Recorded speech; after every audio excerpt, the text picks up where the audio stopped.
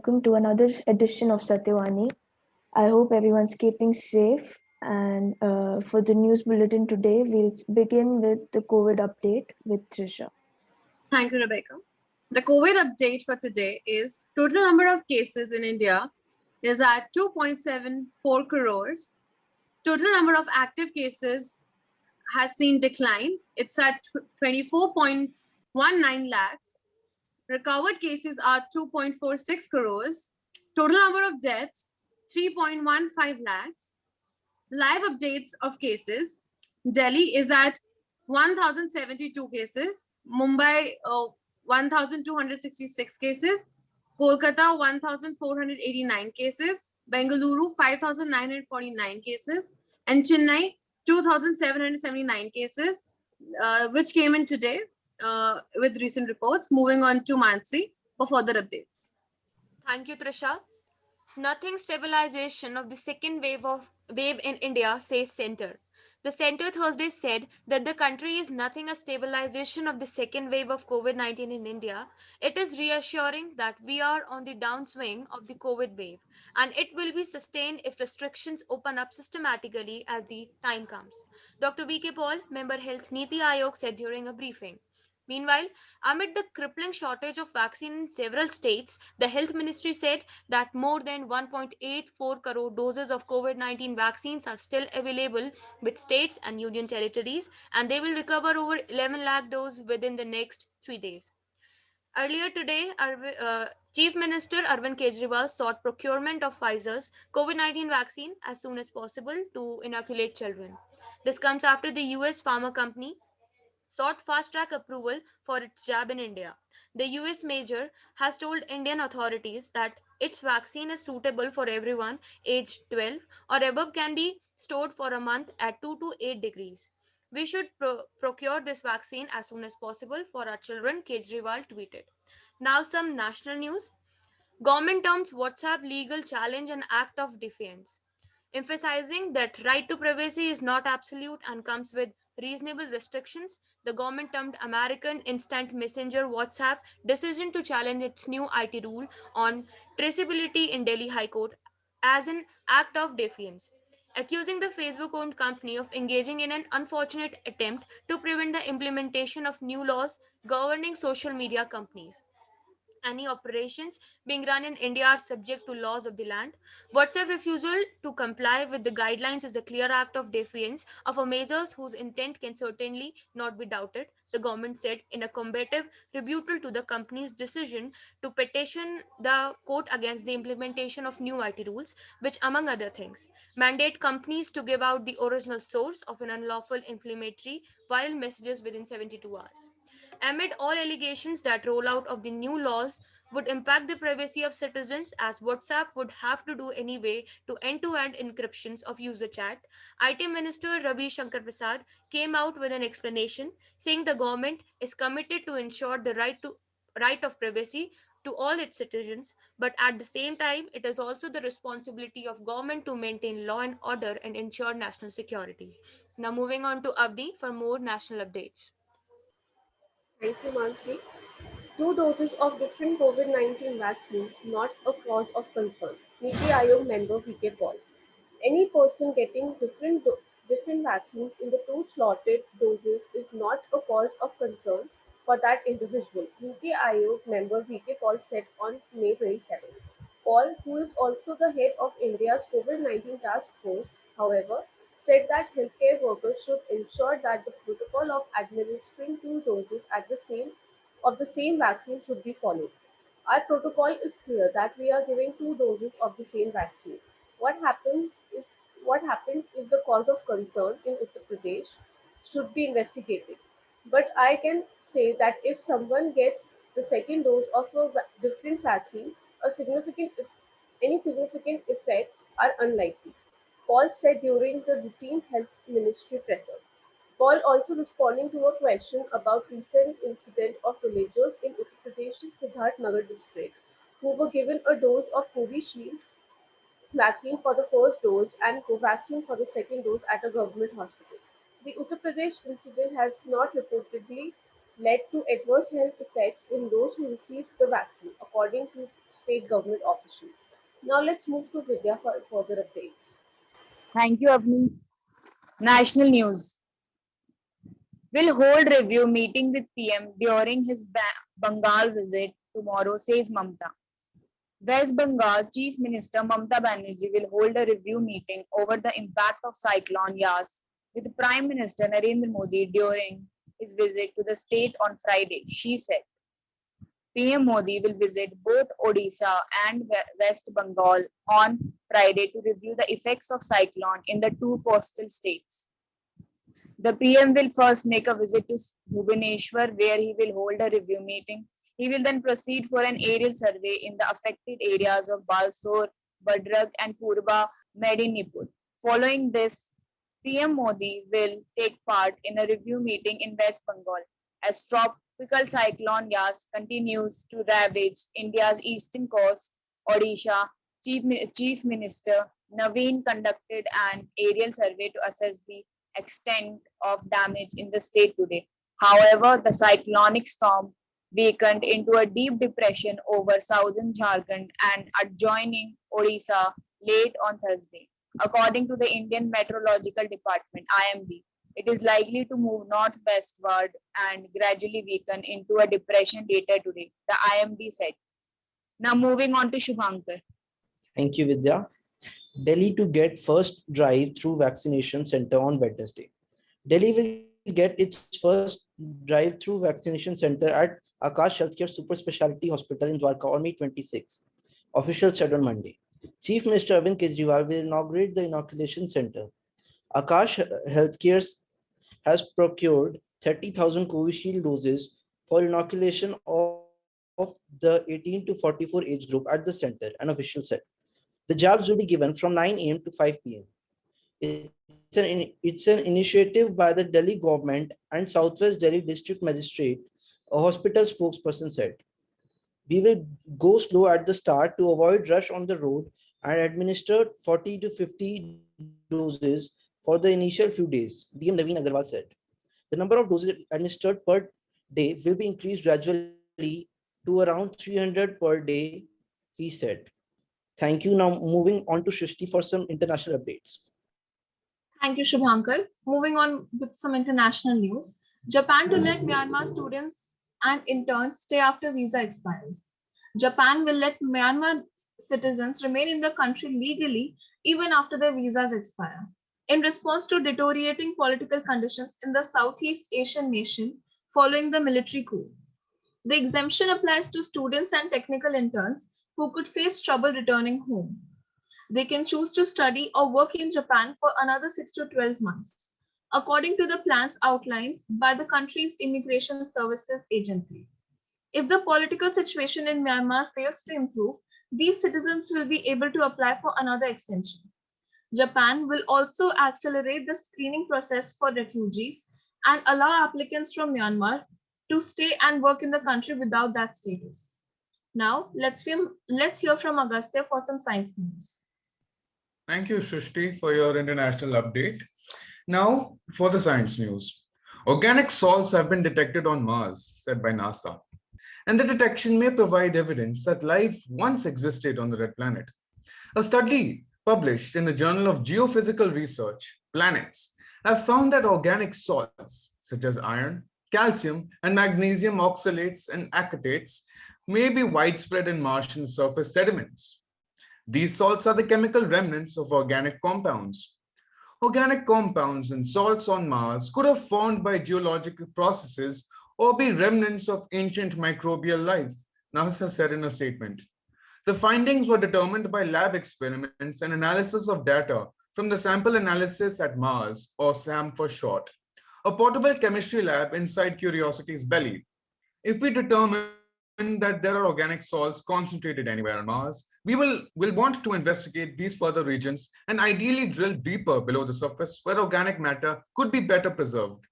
While directly identifying organic salts on Mars is hard to do with the instruments like SAM, which heats Martian soil and rocks to release gases that reveal the composition of these samples, the team proposed another Curiosity experiment, the Chemistry Mineralogy Instrument, or ChemMin for short. Furthermore, Curiosity's Sam and Kemin teams will continue to search for signals of organic salts as the rover moves into a new region on Mount Sharp in Gale Crater. And now, moving on to Rebecca for the editorial of the day. Thank you, Agastya. Now, for the editorial of the day, A Paradise Lost. Knowledge forbidden, suspicious, reasonless. Why should their Lord envy them that? Can it be sin to know? Can it be death? Be it Milton's Lucifer or the presiding government's urban nexus, reason and rational has always threatened unwarranted sovereignty. Examining the recent history of expression of dissent and the desperate attempts to quash the same, I could not help but draw this analogy.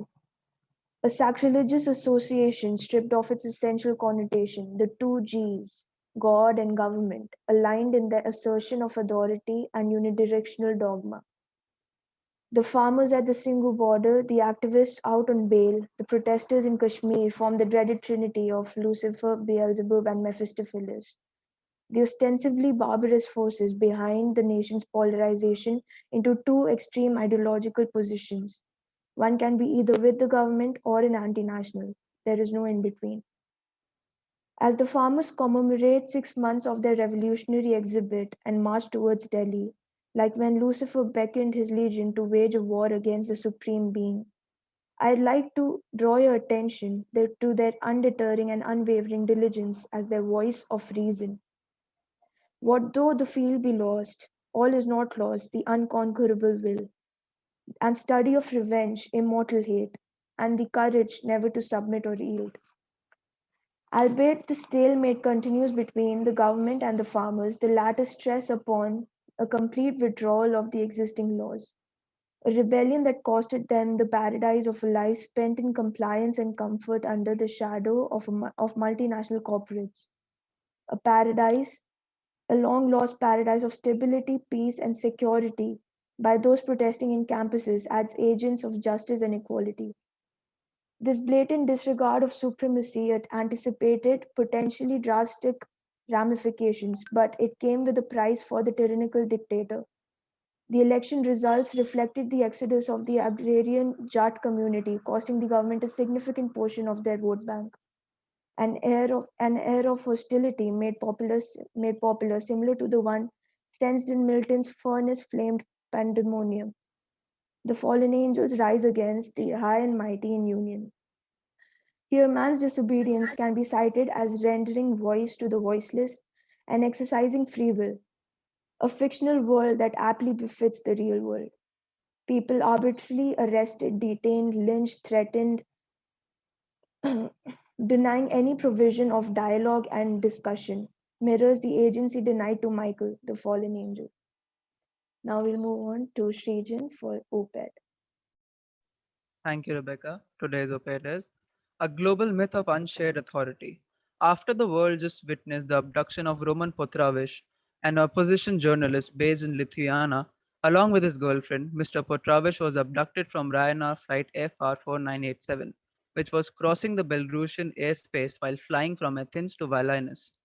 It appears he was followed onto the commercial flight by members of the Belarusian KGB. Mr. Potravish, 26, now faces the vengeance of President Alexander G. Lukashenko, the 66-year-old Belarusian leader from whom he once received a scholarship of gifted students, but has since defied with unflinching zeal. Mr. Potravish is the latest in many cases of such violent measures against those who dare to have a contradictory opinion. Not going too far from our own motherland, in ominous news for free expression and media in India, a study has found that 154 journalists were arrested, detained, or interrogated between 2010 and 2020 in India, and 40% of these cases were reported in 2020 alone. Further, 9 foreign journalists also faced deportation, arrest, interrogation, and denial of entry during this time period.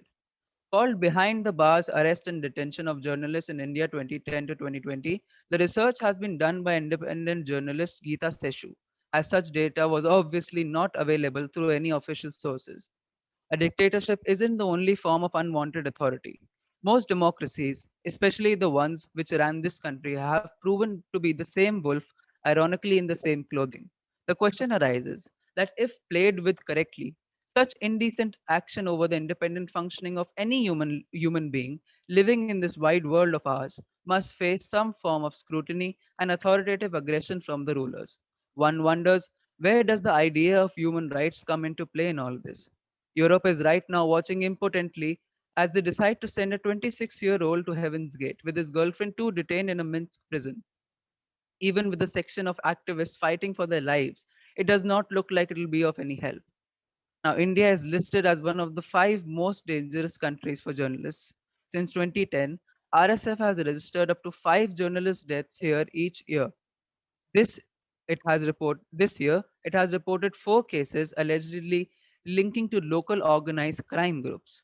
One wonders, who are these people who decide to take life away in this country?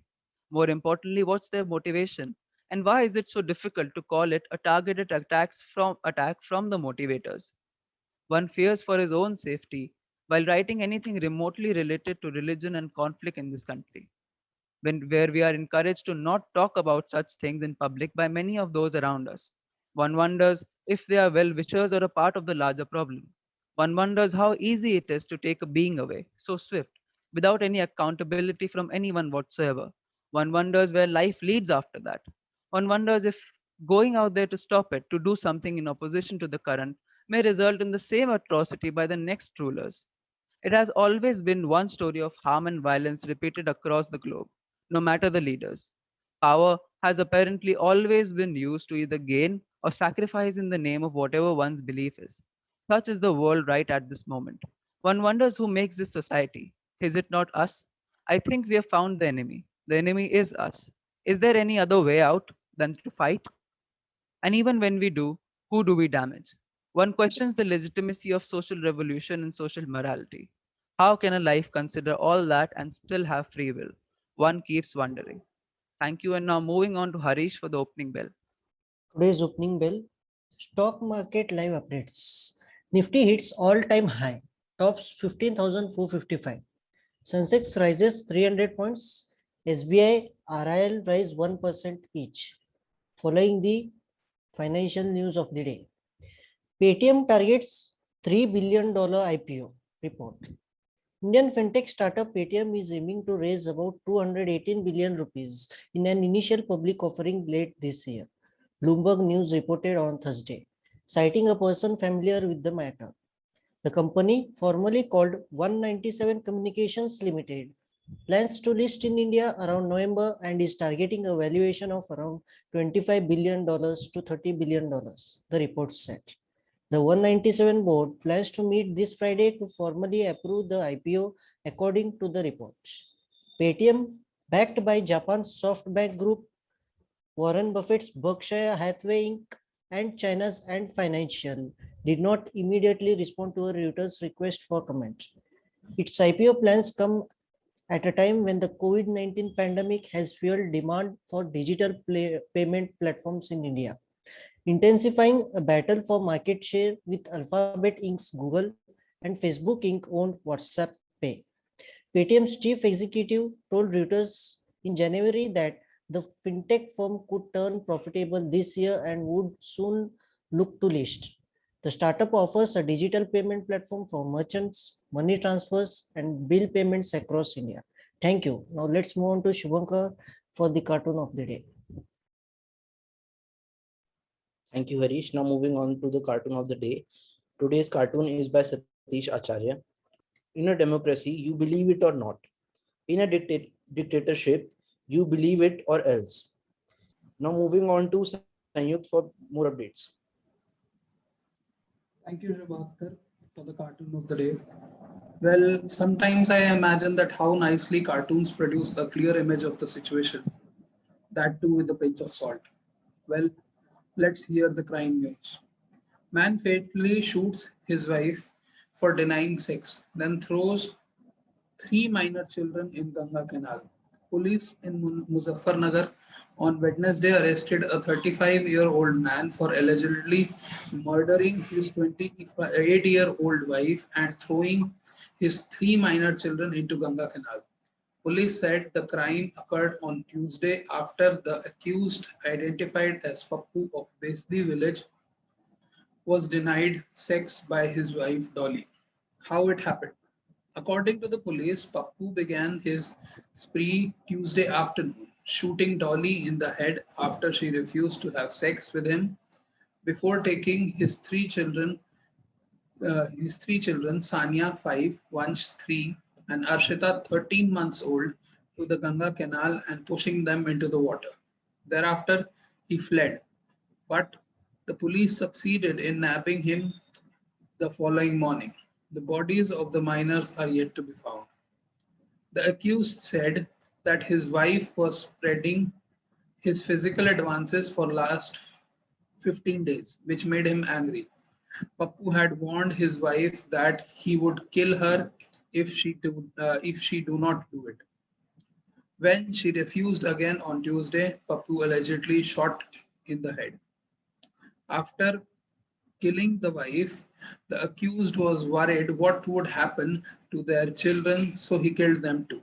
A report by the Times of India quoted a local police officer.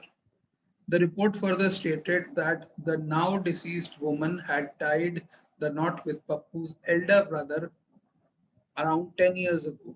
After he passed away, she married Pappu. Now over to Agre for the health news. Thank you, Sayuk. Steady decline in daily COVID cases in India in the last 20 days.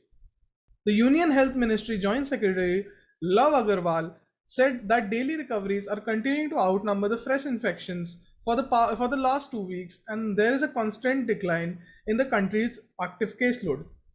The Union Health Ministry said on Thursday that there is a steady decline in daily cases of coronavirus disease since May 7th, when India saw 4,14,188 people testing positive for the viral disease, the highest single day spike since the beginning of the pandemic last year.